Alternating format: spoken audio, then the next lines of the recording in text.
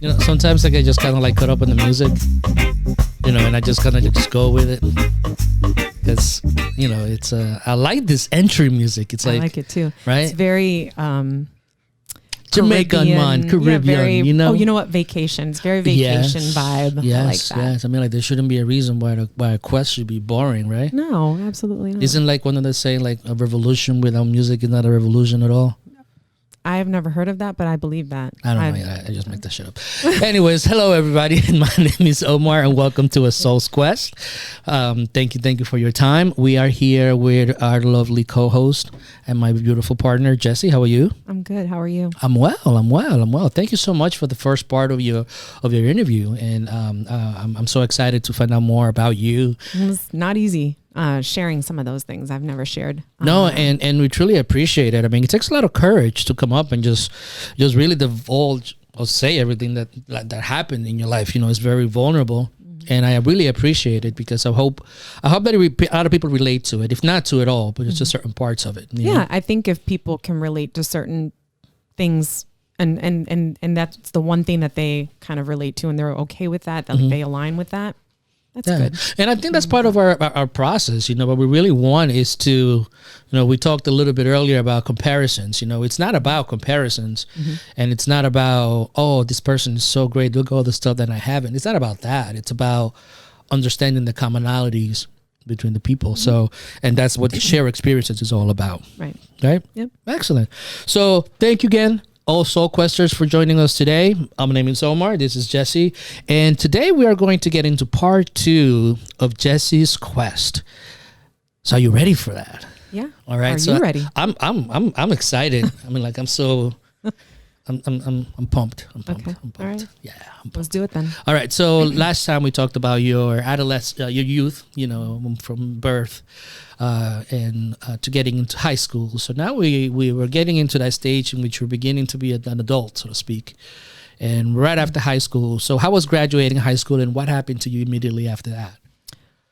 First of all, graduating from high school was the best thing ever. I don't know if I said this in my last interview, but it was, I couldn't wait to get out of school. I never wanted to go back to school ever again in my life. So, that was amazing. I'm glad that I got my high school diploma, that's just what I wanted to do. And so I did that. I accomplished that. And then immediately after that, I continued I would say rebellious, but that's a bad word because I don't think I was rebellious. You're right. I heard you the first time. I think I just wanted to explore life and just have friends and go out and drink and do fun things. And so I did a lot of that. I was going to the club. I was, I was going out almost every night. Wow. Thursday, definitely some Tuesdays, Wednesdays, definitely Thursdays, Fridays, Saturdays. And then, you know, taking a break on Sundays by hanging out at friends' houses and, you know, getting high and drinking and doing whatever I could do. So a lot of that. So you didn't follow any particular college right after high school? You were stuck kind of like in between? Yep. I just decided that, you know, I had such a difficult time in high school and I struggled so much to bring good grades and stuff home, or even just to be a C average student, that I just said, it's not for me. School isn't for me. I just don't want anything to do with that anymore. Okay. So I was glad to be out of that, but I partied a lot. And then I ended up meeting, what would be, I dated a little bit, and then I met what would be my first husband. Okay. And that was sort of a very quick situation because I got pregnant probably 6 months into being with him. With my first son. And at this time, how was the relationship with your parents? Were you living with your parents? Were you on your own? I was on my own. They asked me to leave because I think I mentioned to you in part 2 of my interview that I was going out so much that my dad was over it. I would come home and I'd pull up at 4:30 in the morning and my dad would be standing at the doorway smoking a cigarette. Yeah, I think I mentioned that deep orange was like, I'm in trouble. And he just couldn't take it anymore. So they asked me to move out, and I did. I moved out and I made my way. You know, I slept on sofas and I hung out at friends' houses. And when I graduated high school, I got some jobs and here and there, and I got a job where I was actually making a really good living. And that sort of set me up into an apartment of my own, sharing with somebody. I had a roommate, but it was like a party house. It wasn't like, you know, it it was constant, like going out and getting dressed up and doing all this stuff. And it was crazy, you know, it was just like very fast lifestyle. And, like I said, I met my first husband and I got pregnant 6 months after we got together. And then from there, it was just sort of like, I wasn't really communicating very frequently with my parents, very, very little. But once I was pregnant, it was like, got a little bit of a dilemma, you know? So, I was, 19 when I got pregnant. So it was like, for a little over a year, I barely was in touch with them. I was on my own. I just didn't want any sort of like, dictatorship in my life. I just wanted to just do what I wanted to do, and I just sort of just was like, I wasn't reckless, but I was a little reckless, I would say. Okay. So you were looking primarily for independence and that assurance of being you, an individual. Yes. Okay. And so then I got pregnant and it was like, now what, cause now I'm like, what am I going to do? And, my ex-husband was older than a couple years older than me. And, honestly, I hate to say it, but I don't even really know what it was that I liked about him. I think it was just that he was older and just everybody sort of looked up to this person who was the oldest one in the house. He lived with family and brothers and stuff. And they were living on their own in this house. And that was like the party house. We'd go over there and hang out and whatever. And so I guess that was the appeal, but then, I was pregnant. So this partying and going to the clubs and all this stuff had to, sort of quickly come to an end. And then, let's see, we ended up getting married very quickly. And that was from a lot of pressure from my parents. Matter of fact, I got pregnant. I was pregnant and then I got married, I think 8 months into my pregnancy. And I walked down this makeshift aisle in a cousin's house of mine because a cousin's husband married us. Okay. And I was wearing this really ugly purple dress and I had hair out to here because it was like the 90s and that was like the style. I mean, I think I looked really good because that was the style. Yeah, back then. I was very pregnant. And So if you don't mind me asking, like, why did you decide to get married? You mentioned that you're not sure exactly why you were with this person, and why did you decide to get married? Because I guess it doesn't sound like you really wanted to. No, I didn't. So a lot of the things that I was feeling inside, even though I was against it or I didn't feel 100% comfortable with it, I never had that ability to voice how I felt about things. Like for some reason, I felt like whatever you have to say, Jessie, is dumb. So just don't say it. Just don't do that. You've never been smart. You've never said anything that has been remarkable in your life. Just don't say it. Okay. So if your parents, particularly my dad and my grandmother, if they're telling you should get married, then you should just get married. It's the right thing to do. You can't have a baby out of wedlock. That would not be the right thing to do. And it was a lot of sort of pressure that I felt. They may not feel that they pressured me, but that very little bit of it was always about trying to make them happy. Yeah. And always about doing things that would bring this sort of like pride to them, And so when they said, you can't have a baby out of wedlock, I sort of told my ex-husband that can't have a baby out of wedlock. So we'll just name the baby, my name, if you're not going to marry me, kind of thing. It was, it wasn't as if he was opposed to getting married. He wasn't. He was just like, okay, all right. It was like, whatever. It wasn't like a struggle or a fight. So let me ask you this, because this is kind of like one of the things that stand out by listening to you, because for about a year or so, you were very independent, right? You moved out of your house. You wanted to do your own thing. You were doing your own thing. And then you get pregnant, and then you have to go back to your parents and let them know. How did that affect you, and how did that make you feel? There was a part of me that felt a little bit of shame because they weren't wrong. I went out, got pregnant, which is what they surmised would happen, right? Yeah. But I thought that bringing back this person that was older than me and had a job and was sort of responsible for all intents and purposes would make them feel like, well, at least she's not pregnant and she don't even know who the dad is or anything like that. You know what I mean? Like there was a baby daddy involved, Yeah. So I can't really, I was living life so like whirlwind that I wasn't thinking about my actions and my behaviors. Okay. It was very, very strange when I look back on that time in my life. When I look at young adults that I have in my life, like our kids and just people that I work with, I look at them and I think, gosh, they're so responsible. Like if I had that type of, I don't even know how to call it, but that disposition, perhaps I would have done things a little differently, but you can't say those things because everything happens for a reason, right? Well, I mean, things happen. Things happen. What reasons they are might be reasons, you're right. but you're right. But I feel like those reasons are uncovered as you go through life.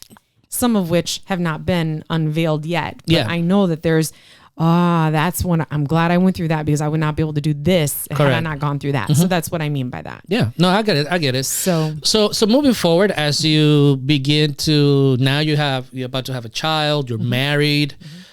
How did that situation turn out? I was unhappy. I was unhappy for most of that marriage. I think we were married probably for a total of, it was definitely less. It was maybe 4 years. Okay. You know, it was very, very, it was crazy. You know, just my feelings and the things that I was trying to do. I wanted to be a good mom. I did become a medical assistant. I went back to school. Hate school.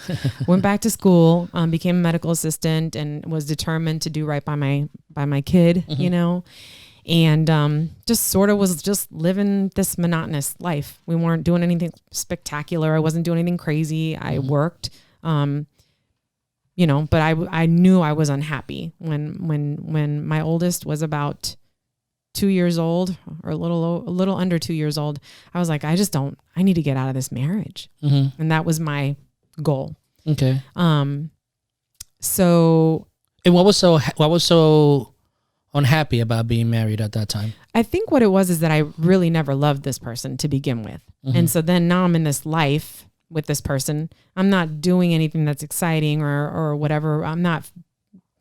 It wasn't like he was a dictator or anything like that, but I just didn't feel like he was like a best friend, so to speak. I didn't feel like I could share things with him. You didn't feel a connection that was beyond. I didn't feel a connection. Okay. And that I think is the word that I'm looking for in a nutshell. Like there was not, that connection was never there. Okay. It was very superficial. And sadly, you know, you don't know that until you're in a situation, right? So I wanted to get out and I wanted to get out bad. I don't even know if he knows how badly, but I wanted to get out. And, then I found out I was pregnant again. Oh, okay. And I was not happy about it. I called around for, I hate to say it, but I called around to see if I could get an abortion. And then I found out that I was way too far along. I was like three or a little over 3 months. And I'm like, well, there's no way I'm going to do that. I can't, you know, I have no issue with anybody getting an abortion or whatever they choose to do with their own life. But for me, that was not a decision that I could make at that point in my life. Understood. So I'm thinking, oh, great, I'm going to have another kid. How am I going to leave this person? Yeah. Right. So I'm feeling really trapped. And then moving along in this pregnancy, I'm very weak, not feeling well, just really in a bad place health wise. I go to the doctor and they tell me, you know, you need to be prepared for whatever happens when we do this. They wanted to do an amniocentesis. They ended up discovering that I was pregnant with twins. Oh, wow. That's a whole nother story. Yeah. We could talk about that for however long this segment we could talk about the twins for a while. Oh, yeah. Oh, I could definitely talk about for the twins for a while. Our babies. And so then anyway, back to the drawing board, right? Because at this point now I have 3 kids. Yeah. And I'm like, oh my gosh, there's no way. So the trapped is in and you feel more trapped. Even worse. Oh, so wow. I really was, And when I gave birth to the twins, it was just like, this is my life. I don't even go to work at this point. I'm a stay-at-home mom. And this is a part that a lot of people kind of like glamorize the stay-at-home mom, and it's this, but that's not. That's a lot of work. Say it is like it's you know taking the kids and little kids scare me because you don't know where they're dead. You don't know what they're thinking. They don't say anything. They just do. That I can't picture that being. I mean, for all those people that glamorize stay-at-home moms, you don't know what you're getting yourself into. But go ahead. Well, I think that everybody's becoming a mother to every woman is different, right? Yes. So I did not, it was definitely not glamorous, because there were days that I was like, I can't remember. Did I shower today? I don't recall. You know what? At a minimum, let me just go and, wash up a little bit. And that way I can at least go. I don't even know if I took a shower. I didn't shave. There were days that I didn't wash my hair.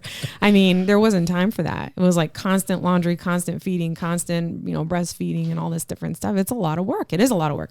But some women want that. Yeah. And that's okay. But for you, going through this idea, oh my God, I'm feeling trapped. And not that the kids were anything but a blessing, and things were good things that were great. We love them.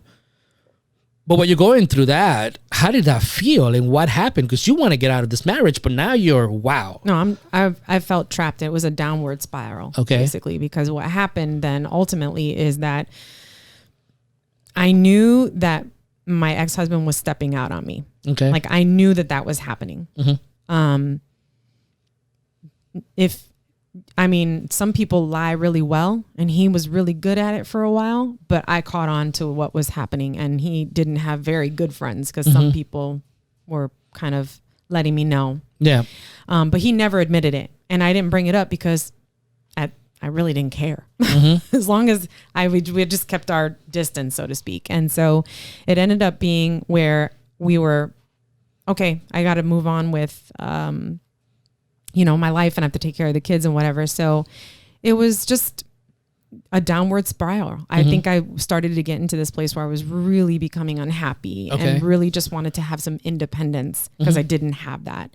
And that was a really difficult time for me, because I was yearning for that desperately and not sure how to get it. So what was the outcome? Because eventually you had to confront that. I mean, something had to give. Because you can't stay, and obviously you're here now. So, well, we ended up splitting up. Okay. Finally, I made my way out, but it was a very, very big way in which I ended up finding that independence, and that was really just separating myself from everything and everybody, everything. And what, if you don't mind, do you mind expanding a little bit on that?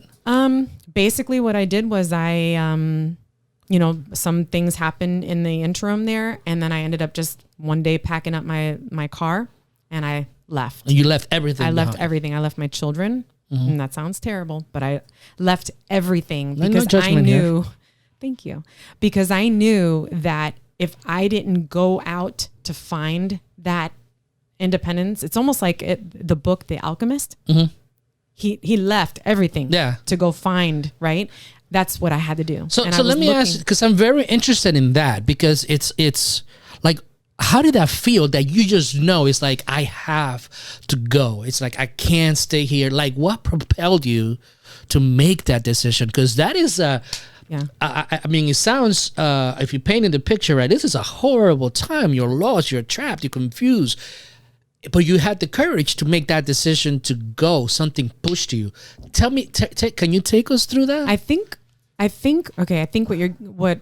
so again, I'm leaving out a lot of different little details that built up to this leaving, because a lot happened. But I think what's important here is that I don't, at that point, I didn't know it was courageous or courage that I had, but I knew that it was either life or death for me. That's what it was. And I wanted to be the best mother that I could be. Now, when you say life or death, that's a very affirming statement. Like you really contemplated. No. There were times when I contemplated, yes, committing suicide, but that's not what I mean by life or death. What I mean by that is I could stay in this life that has been dictated and created for me, or I could go and find a life that I'm now living. Yeah. And I'm finding joy from paying my own bills, making my own money, doing things that I make a decision and having my own vehicle, having a say-so in my daily activity and living, if that makes sense. I don't know if I'm conveying the message very well, but what I mean by that literally is that I could have stayed with my ex-husband and stayed miserable and just lived this very monotonous life and just die to that situation, die to everything, including my children. Yeah. And I love my kids, you know that. But I knew that if I stayed there, I would never be a good mom. Yeah. I would never be what those 3 boys need me to be. Mm-hmm. And I was determined to be the best mother, but also be the best, to treat myself better, because I felt that I deserved that. Mm-hmm. And all my life I had been living according to what everybody was dictating for me. You got to get married because you shouldn't have a child out of wedlock. You can't, you got to do this. You got to be a stay-at-home mom because you got to take care of the kids. We don't have enough money to send them to daycare. You don't need a job. Well, you don't need a car anymore. It's just like everything was being stripped away from me, everything. Mm-hmm. And the only thing I had left was literally the dirty clothes I was wearing because I didn't even know if I took a shower. It was like, that was life or death. Mm-hmm. And any mom who decides to stay home is making a conscious decision to stay home because they want to stay home. I stayed home because I got pregnant again, and now I'm having twins, and we have 3 kids, and we can't afford for me to go to work. Mm-hmm. I have to stay home and take care of the kids. And so I just wasn't, it isn't that I wasn't prepared to be a mother, but I wasn't prepared for not having a say-so about my life too. Yeah, okay. I think that's what I'm trying to get to. Mm-hmm. And getting away and separating myself and taking myself out of the noise that was constant was what I needed to do. Because I had so much of that noise that it was just distracting. I couldn't even think. Mm-hmm. And so jumping into my car in the middle of the night was the answer. You know what I mean? And it was a crazy way of doing it. And it sounds really like, obviously there's more to that story. Of course, yeah. But ultimately I found what I was looking for by leaving. Okay. So after leaving, did you ever come back? I did. And can you take us through that? So I left, and I drove there and ended up being homeless. Okay. For about a month or so, and a very kind person from a job that I had found.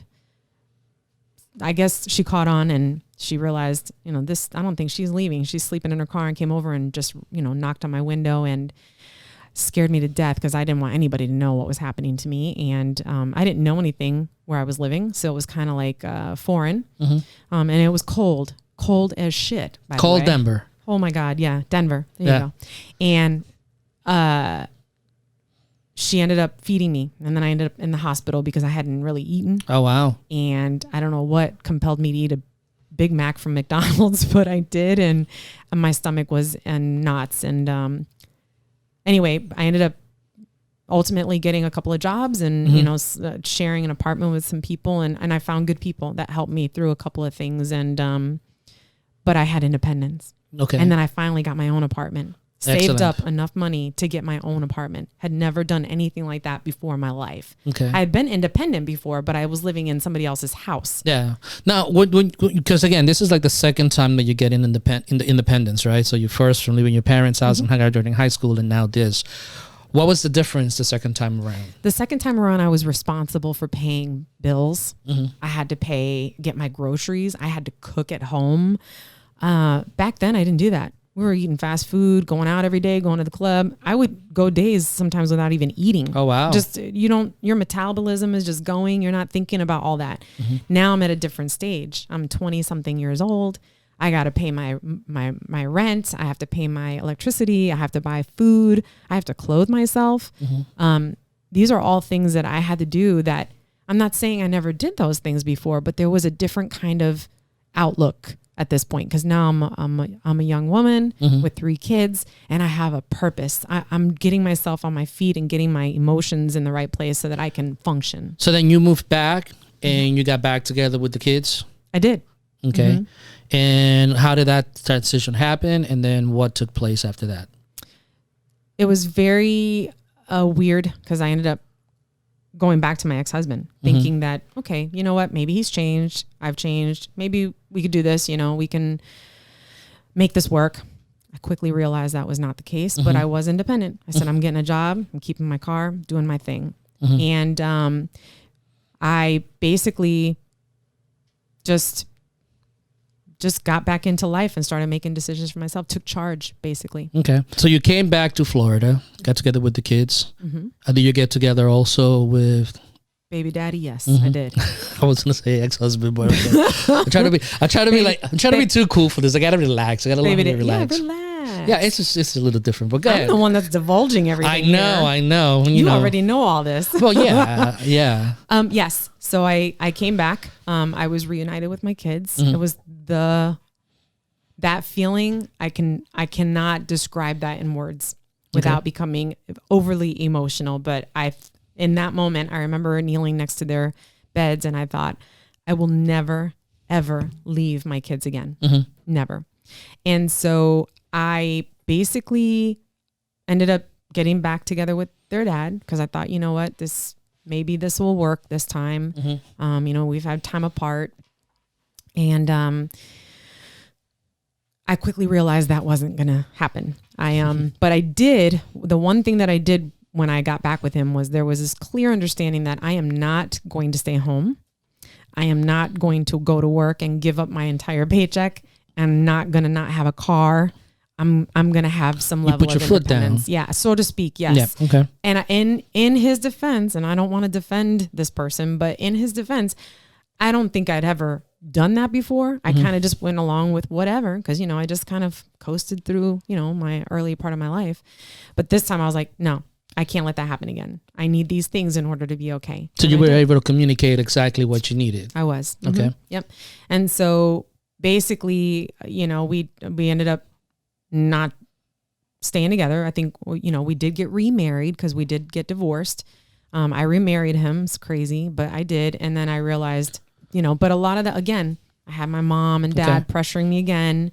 I had the church. We belonged to the church. And I had a lot of people saying, it's the right thing to do to be married and whatever. And, all this different stuff. And it all sounded so great. And the only thing that mattered was that I was with my kids. Yeah. So I did things based on that. I did. And it wasn't the right decisions, but it wasn't. But these are just lessons that you go through. You think you're doing the right thing. And then, you realize you're not. But the one thing that I did do and stay consistent with is my independence and being a good mom. Yeah. So this is like the first time that you really bring religion into kind of like the mix in the conversation. I know when you were young, you mentioned that you guys went and all that stuff, but it wasn't something that was really how did you become involved in religion? And you mentioned that you felt pressured to get married and obviously that didn't work out. So what happened with all that?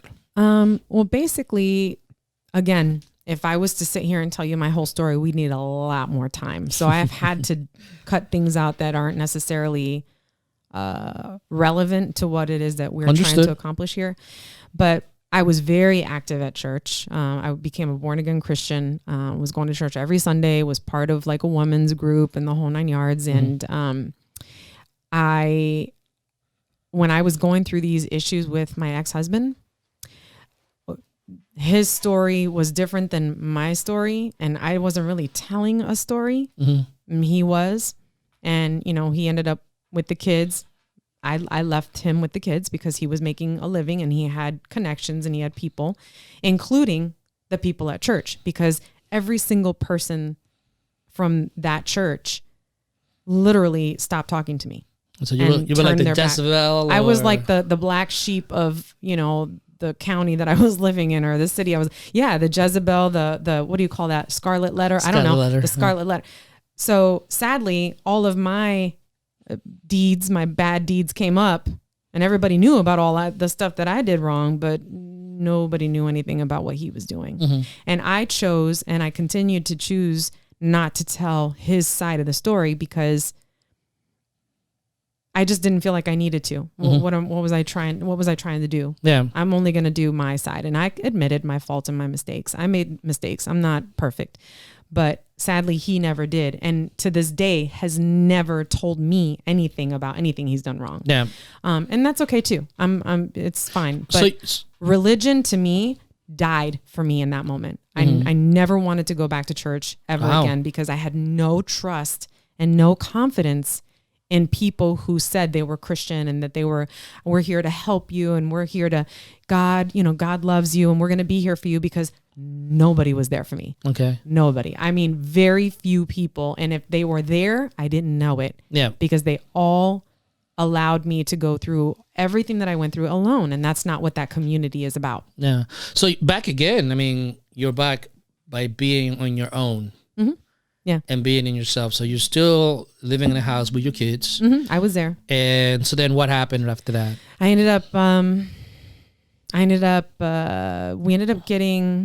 We separated. I was living in West Palm Beach. I met you. Mm-hmm. Oh, and God, what a mess. And so at this point I was living and we were sharing the house. I was living in one side of the house. He was living on the other side. I was doing me and he was doing him. Mm-hmm. And we met. And ultimately, I ended up moving to West Palm Beach and took a job there, which was a decent job, and was seeing my kids quite frequently because I was still not 100% financially stable. Mm-hmm. And I wouldn't be, sadly, for a little bit, for some time. But I always maintained a relationship with my children. That was the most important thing to me, is making sure that I have a relationship with them and that I'm seeing them frequently and constantly. Mm-hmm. So basically, that's what happened. But okay. And that's led me to where I am kind of now in my life, so to speak. I mean, excellent. So this is a lot of stuff. I mean, I really appreciate all the stuff that you have said up to this point. And then on the next episode, we're really going to get back into some of the lessons and some of the experiences and what you got from that. So when you reflect and you look back on it right now and you're saying all these things, and these are things that are very, very personal, and it's almost as if you're staying butt naked in front of people. Yeah. Right. So how is that feeling? Because this is something a little bit strange that I'm going to be doing myself, and I'm going to be asking people to do also. But I used to ask the guinea pig, how does it feel? So the fact that you've asked me to be the guinea pig for this whole thing, so to speak, is somewhat, it's flattering to some degree, because obviously you find that there's parts or elements of my story that other people can find something to attach themselves to, that there's something that they can like in that, they can, I don't even know how to say it, where they feel like, I know that person, I get that, I see that, I've been through that, I get that experience. And I've always wanted to be, there was a long time ago when I was going to therapy, and the lady had told me, you need to share your story with people because there are other women out there that need to hear what you have to say. You've gone through a lot. And I was like, oh, please, I don't want to hear this. Nobody wants to hear me. What do I know? How do I feel about it now? Now that I'm somewhat, I'm not even fully exposed. I haven't shared everything that's happened in my life just because of time. But I feel like if I can get one person to understand what I've gone through, that there's this sort of relationship or this bond that you establish with that person, even if I never see this person, but that's there and exists, and that they can know that they're not alone, and that I feel like I'm not alone. There are people who've been through this, and okay, great. I'm not the only one. That's great. That's good to know. Yeah. So basically I'm not sure if that makes sense. No, it makes perfect sense, because again, our stories are not going to be identical. Right. They do have common denominators. Right. Commonalities. And that's kind of like what we're looking for, to learn from the common denominators in order for us to move forward. That's the objective behind it. Exactly. Yep. And that's basically what I'm trying to I'm not the only one who's gone through what I've gone through. And I think that's important for other people. So when I was a Boy Scout, one of the things that we did after every field trip, we used to have a recap.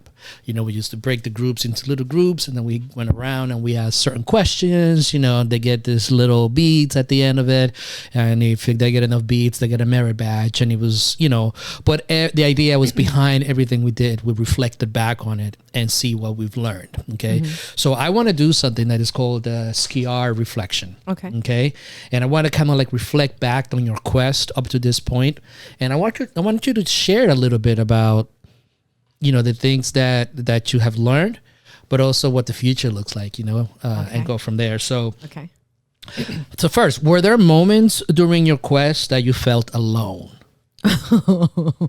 Were there moments that, yes. Do I need to elaborate? Well, you didn't even let me chance to ask the questions, but go ahead. If you want to elaborate, go for it. No, I did feel very alone. I felt alone when I was a child, experiencing something that, a lot of people find including myself, to be a traumatic experience, feeling loneliness of not having a good relationship with my father, just trying so hard to fit in. Mm-hmm. God, that's like so lonely. It's lonely. So when you look back at it, what do you make of those times? Do you make those times to be primarily, when you look at them primarily negative or in a positive light? I think that looking in my state today, looking back, mm-hmm. I look back at it as a negative because people don't I think we don't appreciate solitude. Okay. Because that version of being alone was, I'm alone because nobody wants me. I'm alone because I don't have friends, or mm-hmm. I'm alone because nobody understands me, or because I'm misunderstood, or because I'm so it's a different kind of alone as opposed to the alone and solitude mm-hmm. of today. Okay, so what do you mean? Because so what you mean to say is that you used to look at alone time and solitude in that aspect. Nobody wants me. Nobody cares mm-hmm. for me. Yeah. So how do you look at it now? Oh my God, it's the best thing ever. I'm just saying, I don't really like people, but yeah, no, right. I'm just kidding. You're a social butterfly. I'm an introvert. I am an introvert. I know some people might find that really hard to believe, but I am an introvert. I crave being alone. There are times that I crave it. And as much as, like, for example, I love spending time with you. I think it's like, really? It makes me, yes. I love spending time with you. When we're together, sometimes it just is really natural. You don't feel like you have to do anything. You don't have to put on this show. I don't have to get dressed up. I don't have to wear makeup. I don't have to do anything. But I'm always messing around though. I'm always like, you are a jokester. You are joking around always, but that's okay. That's like fun. I'm a fun guy. Okay. This is an inside joke. Fun guy thing. Yeah, I'm a fun guy. So you are a fun guy. So I think now that I understand that I'm an introvert and that being alone is like something that I like desire more than anything. I like to be alone. Okay. Just to be alone. I like to do things that make me feel good when I'm alone. Read, paint, watch documentaries, whatever.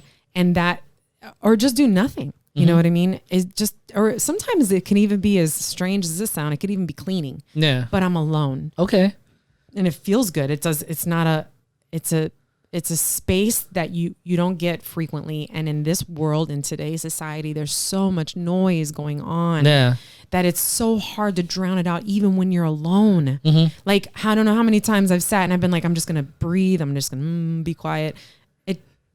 I'm flooded with thoughts. With thoughts and ideas. So you take that and then you add on people and stuff mm-hmm. and all the, you just don't have time to just be. Now is it an ironic, like how that transformed, looking at the negativity that you experienced through as a youth and a young adult into now being something that is almost a commodity, like, man, I can't wait for that. That's a transition in and of itself. Huge. To see it from that point. Huge. I'll be honest with you. I hope you are. I have you to thank for that. We're not going to get into that mushy stuff. You just get me to, no, it's not a mushy thing. It's a very realistic point of view, because it wasn't like you got me to understand that idea, how essential that is mm-hmm. until I actually saw and witnessed you doing it.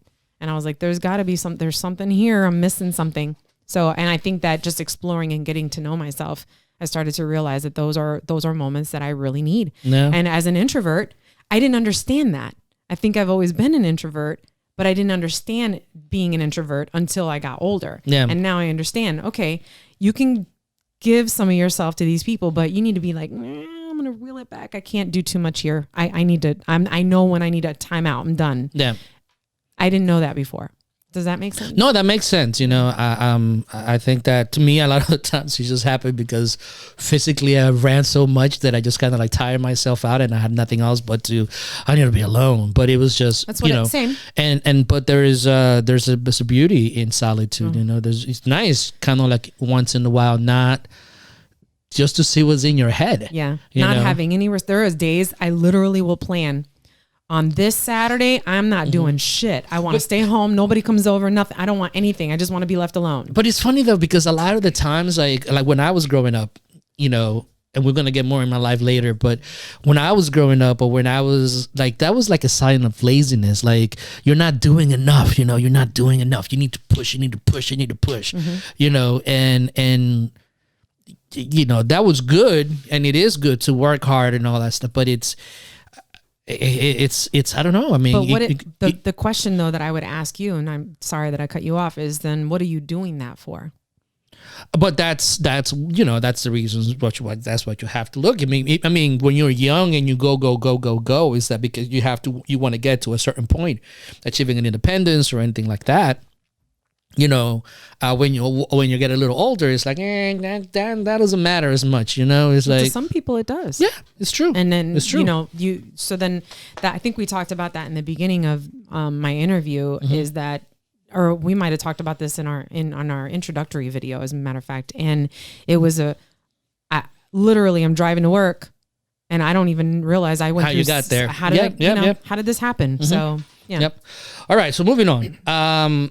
You have confronted a lot of things, a lot of situations. You had to make some really, really tough decisions, you know, decisions that affected, you know, your kids, your parents, and all that stuff. From that point of view of people, what was the most difficult relationship-related problem that you had to overcome? You know, you mentioned your parents, your kids, your ex-husband. Like, out of all those relationships that you had to really, based on your life experiences, that you had to have to confront this person and deal with it. Can you give me an example of that? I wouldn't say that there was one particular person. Okay. Because I think that in my life, things happen sort of in like segments, right? I would say that the constant for many years that I had to face was my ex-husband. Okay. Because he was unkind towards me when we went through this. When I just decided I didn't want to be with him anymore, I think that it was sort of like, oh, really? Okay. And so what kind of a person am I going to be in my children's eyes? So that when they grow up, they can say, well, if he says anything about me, or if other people do, they can say, well, that's not what I saw with my mother. And I saw Correct. her, and this was her behavior, and this was her character, and this was her disposition, and this is how she behaved herself during these tough times. I think that I wanted to model perseverance, being able to stand up for something that you believe in. And in this case, it was my kids and their well-being and what was good for them and what I wanted, what was best for them, you know? So I'm not sure if that's what you mean. No. So in what I mean by that is, like, you know, sometimes we have to confront situations, right? And I want to kind of focus on two kinds of confrontations. One is simply you typically either confront an individual or an organization or anything like that. So obviously in this situation, was your husband, your ex-husband, right? So you'd be able to confront that. And after you confronted that, after you stood up for yourself, after you asserted your independence, what kind of feelings, or how did you, what overcame you? How did you feel about, how you felt about that? I don't know how to really explain that. I think that it was just a matter of, I'm doing me. I'm doing me. And this is the reason that I'm doing me, is because I have these 3 little boys that need their mother. And so doing me was not authentically, completely, completely being a genuine individual. I think that sort of pushed them. Because I remember when I first went to college, I remember when our oldest ended up moving in with us, he was like, well, you gave me these 3 choices, the 3 choices, right? It made sense that I'm going to go to school full time and then I'll just live here. You know, I'm not going to, he said, one of the things that stood out was, I need you to, if you can do it, I know I can do it too. And, you know, I was a role model for them. So. Excellent. Now, we're going to get more into that as we go forward. But now I want to ask you like another more abstract point of view, right? We have demons and we have things inside of us that we confront too.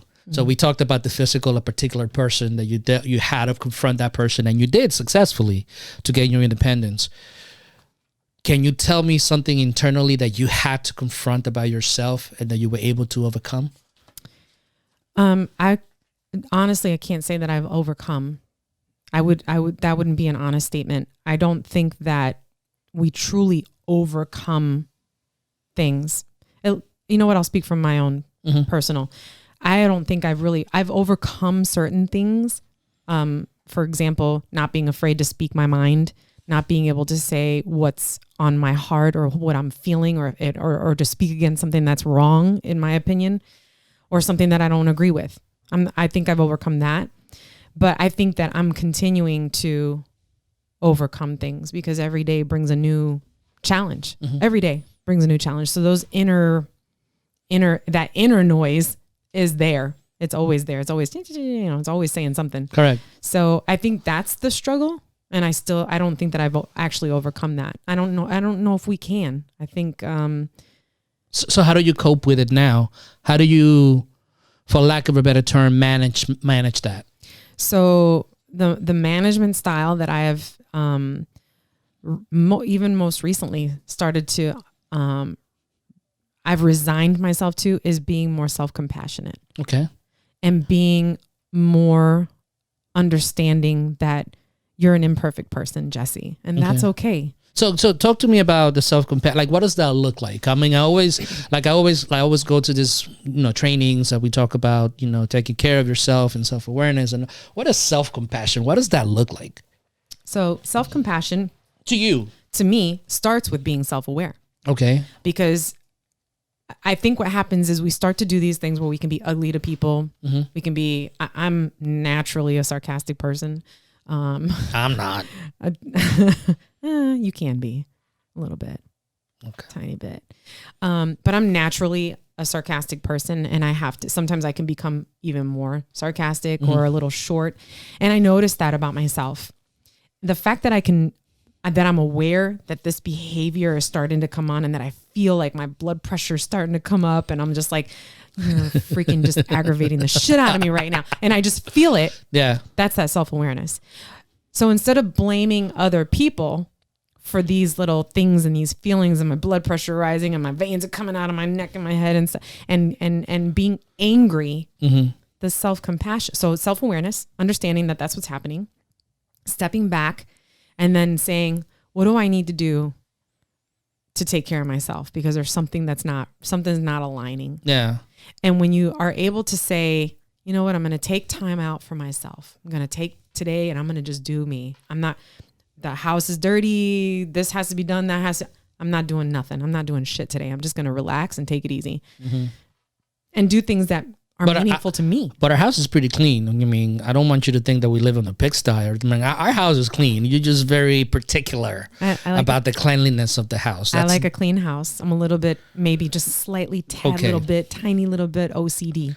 So like the level of cleanliness could be debatable, but okay, moving on. Anyway, that's how you could tell that we're married. Yeah, really. All right, so thanks. Moving along, okay.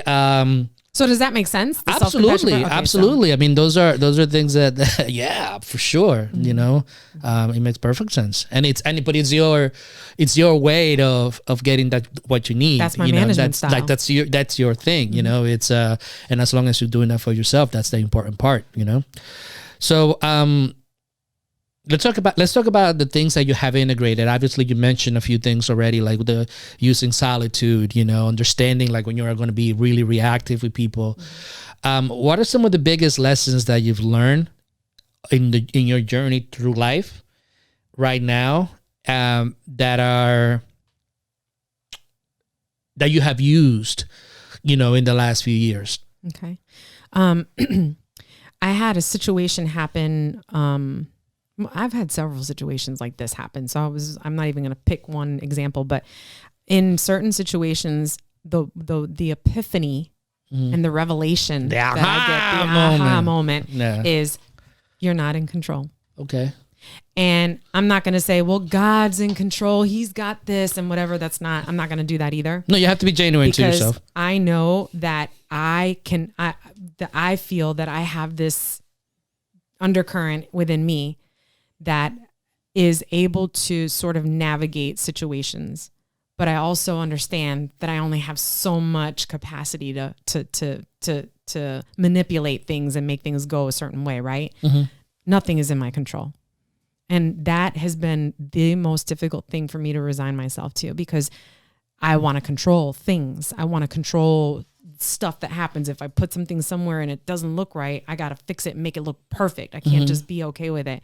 And I think that I've really come to a place where I have to, in moments where I'm feeling that need to control something, that I have to say, I can't, this is out of my control. What's going to be is going to be, and that's it. But how do you balance that? Because there's obviously certain things that you need to control. Like you need to take, so how do you balance the things that you need to, like, I'm just going to let that, let that go. So I think it's situational. So obviously if I'm in school, if I'm writing a paper and I can't get the words out right now, for example, I can't get a thought out. I can't make this make sense to me. Mm-hmm.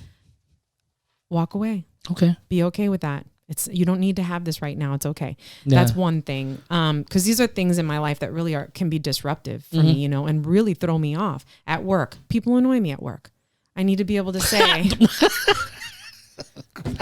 I'm sorry, but it's like I haven't worked at a place that nobody. Right. I'm not the only one. I'm not saying I'm just saying that sometimes I want to. I've rend their necks. It's just really irksome, and I'm just like, let me just. The one that drives me crazy is like, I don't really understand that. Can you explain that to me again? I'm like, how many more times am I have to go through this? Why? It's like, why? I don't go through that. We're in the same training. Why don't you listen? Sorry. No, I just go through periods where I feel like, why aren't you getting this? Yes. Why is this so difficult? Or they're talking to me, not you. I got that kind of thing. And to not get so aggravated and want to control a situation so much that it bothers me to the point where I'm reactive. Mm-hmm.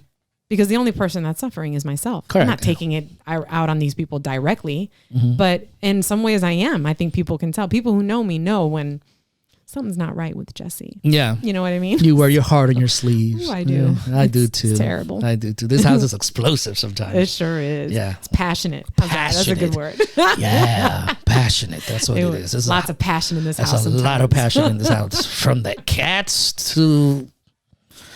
Anyways, so I have two more questions for you. Two more processes here, and we're going to go ahead and kind of like give you the freedom, because you have been so kind to us to be so vulnerable and open to talk about all these different things. Thanks. I mean, again, this is not an easy thing to do. No, I mean, opening up your life, and I think that personally speaking, when you are open and courageous like that, it gives you, it's like a burden off of you, because in a lot of ways it is. Yeah. It's kind of like cathartic, because you don't have to, my God, it's like, I almost wish I could have told every single detail of every story that I have, but there's some things that we could talk about in the future, but it's like, for instance, it's like, as a man, right.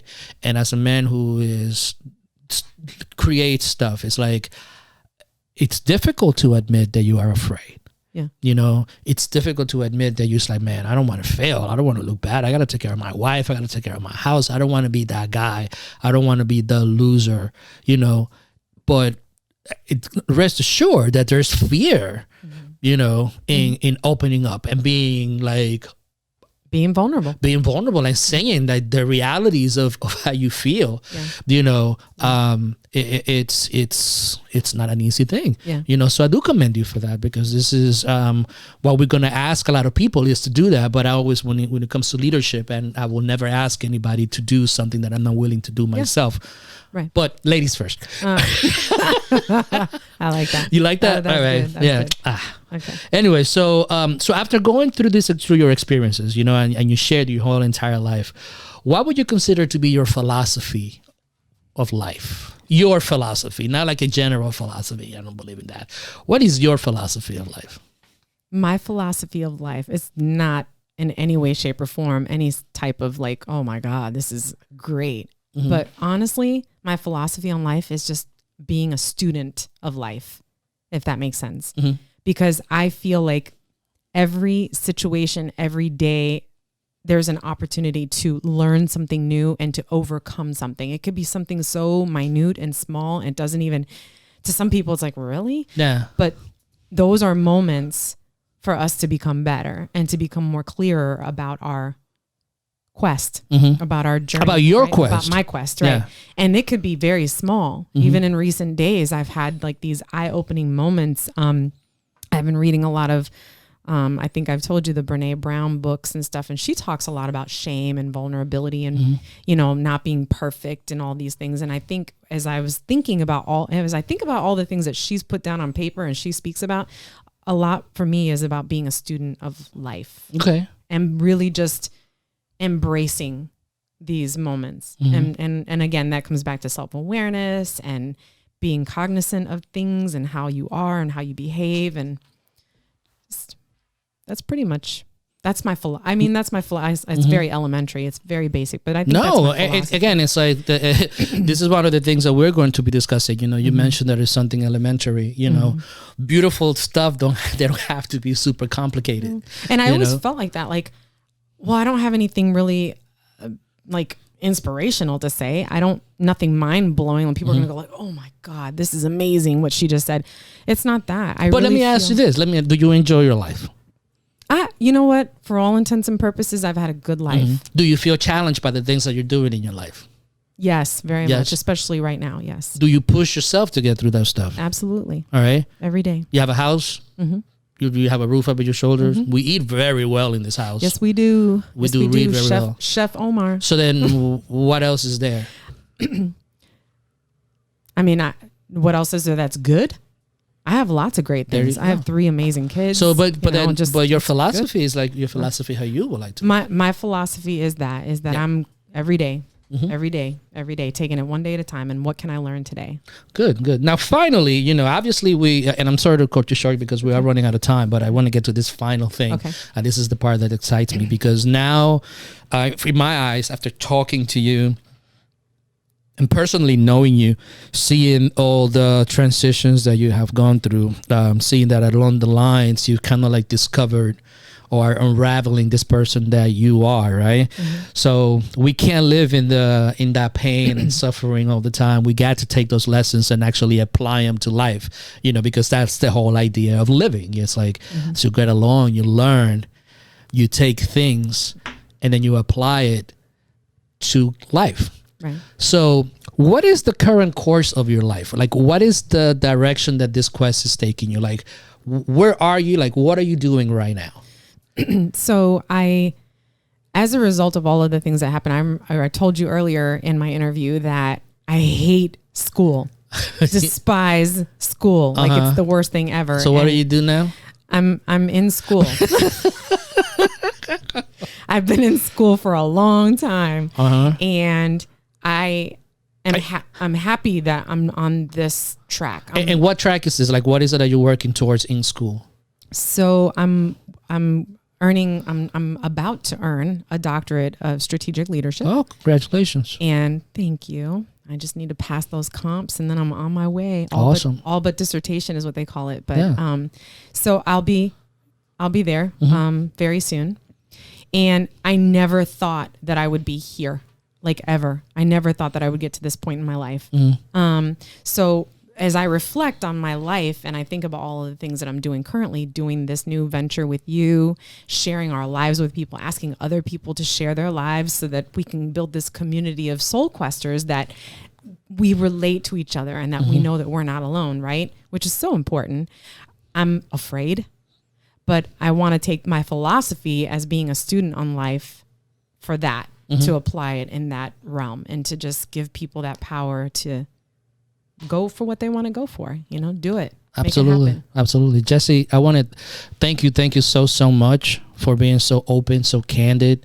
I know that sometimes it's difficult to share some of this information, it's not easy, and so I really do appreciate you taking the time to do that. But I know that on the next episode, you're going to get the chance to put you through the same torture. Yeah, to put me naked in front of everybody and stuff like that. No, actually, it's very liberating. So I'm glad. I can't wait to do it. Yeah, all right, perfect. So everybody, thank you so much for tuning in to this episode of A Soul's Quest. If you haven't done so already, please like us on our social media outlets and visit our website coming soon. It is www.asoulsquest.com. See you next time, Soul Questers. Bye.